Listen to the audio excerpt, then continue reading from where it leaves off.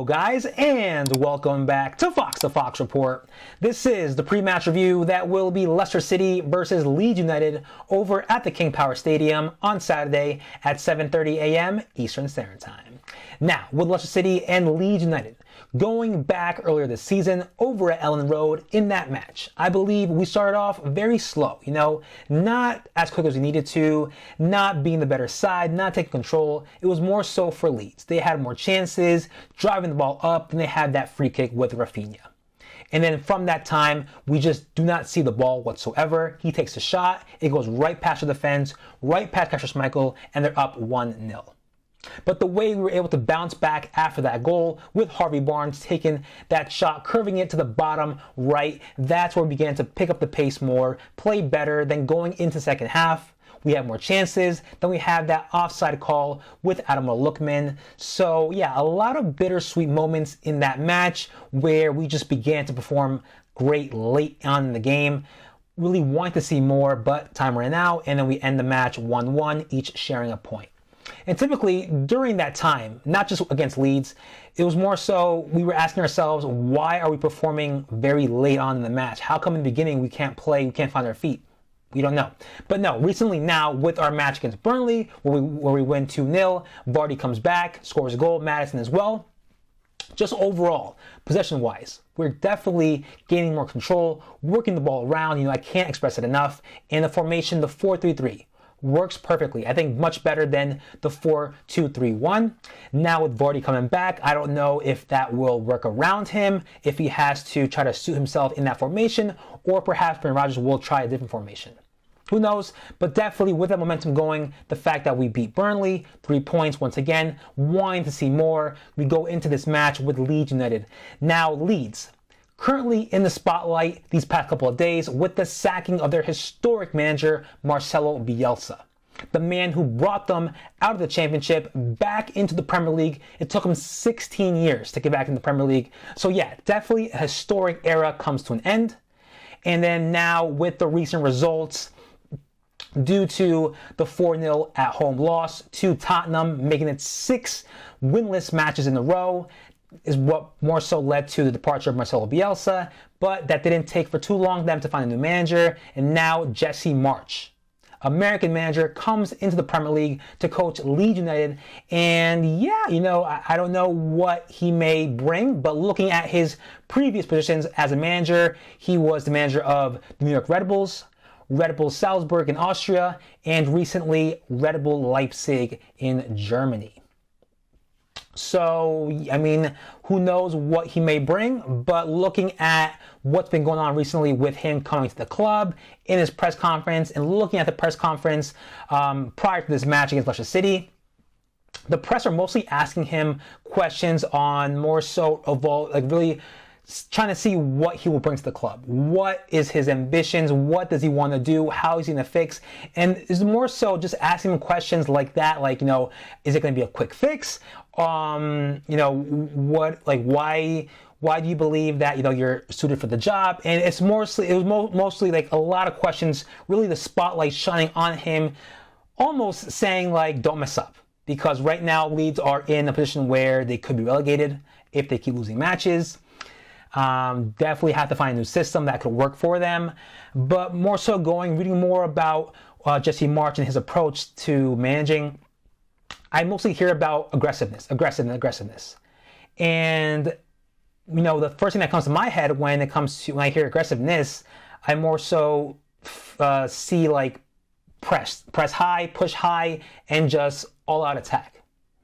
I don't know if that's the exact tactics of Jesse Marsch, but more so going into this match, being his first match for Leeds United, I don't think he will quickly transition too fast into what he wants, but more so try to play with the same tactics as Bielsa, but implement some things, at least for this first match. And with, of course, a new manager coming to a new club, it could go either way. Could definitely be better. The team would just outperform because it's a new manager, and of course players want to impress, or it could just continue with the same just defects of the club, and just basically needing more time for the manager to adjust to the team. Like I said, it go either way, but James Maddison did not hesitate to mention that. The fact that we're the first team to play Leeds United under the new coach. So who knows what might happen. But looking at injuries, first off with Leeds United, we know that Patrick Bamford came back into training. Jesse Marsch mentioned it over in the press conference that he came back to training and is in contention for this match against Leicester City, while Calvin Phillips and Liam Cooper will not be in the match against Leicester City due to an injury. They're recovering, but not enough time to be in Saturday's match. But overall, we all know what kind of team Leeds are. A team that runs, definitely dangerous on the sides with Jack Harrison and Rafinha. Always looking to play those sides to cross the ball in because they do have some tall players, as well as Daniel James, very quick, fast. So yeah, you'll definitely be seeing a lot of high press. We expect to see that. And just more so trying to work around their high press. Take advantage of those open spaces that they bring when they come high. And of course, making sure if they leave a lot of space in the back, if we have the ball on our side, we'll see who makes the run, whether it be Barnes, Lookman, Vardy, Daka, whoever plays up top. Give them the ball, and of course, we'll see if we have that open space to go on and try to score a goal. Now, going into the starting 11 that I would like to see. So I did say the 4-3 is working perfectly well, so I think we'll stick with that formation, and the back line should begin with, of course, Kasper Schmeichel, and then on the left side, Luke Thomas with Soyuncu and Daniel Marty in the center, and on the right, Mark Albrighton. We did hear Ricardo Pereira is injured. More so, we don't know how serious it may be, but later on after the match against Burnley, Brendan Rodgers did state that there was a tightness from Ricardo Pereira in his hamstring, so they didn't want to risk it. That's why they took him off during halftime.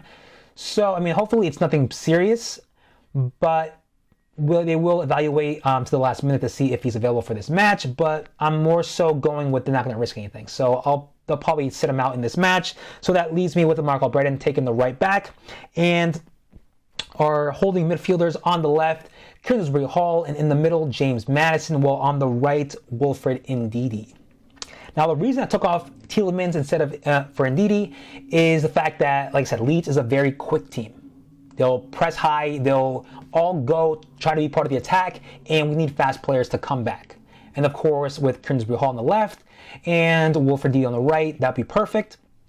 With James Maddison in the center controlling the match, controlling the attack. I would put Tielemans, but more so looking at how he's been recently against teams that press very high and just run back and forth. I don't know if his physicality, fitness will keep him at that same intensity for a long period of time. So just to preserve that energy, I think it would be best for him to come on perhaps 10 minutes out of the second half. So we'll see. But up top, of course, on the left side, Harvey Barnes, while on the right, Lookman, and our striker in the center, I want to be Vardy.